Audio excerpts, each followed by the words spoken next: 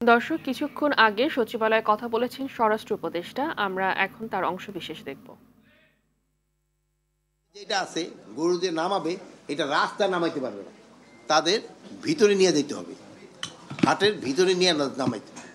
এবং যে গাড়িতে বা নৌকায় যে সরি ট্রাক বা নৌকায় যে গুলি আসতেছে গরু, আগেই তারা ওই ব্যানার দিয়ে দিতে হবে তারা কোন হাটে গিয়ে এটা নামাবে। তা না হলে অনেক সময় দেখা যায় যে ওই টানাটানি শুরু হয়ে যায়, এই হাটে নিয়ে যেতে, এটা যেন না হয়, এটার জন্য বলা হয়েছে। এবং প্রতিটা হাটেই আনসার রাখতে হবে, প্রতিটা হাতে। তো আমরা একটা অ্যাপ্রক্সিমেট একটা বলে দিচ্ছি যে ৭৫ জন, কোনোটায় হয়তো বেশি লাগবে, হয়তো কোনোটায় কম লাগবে।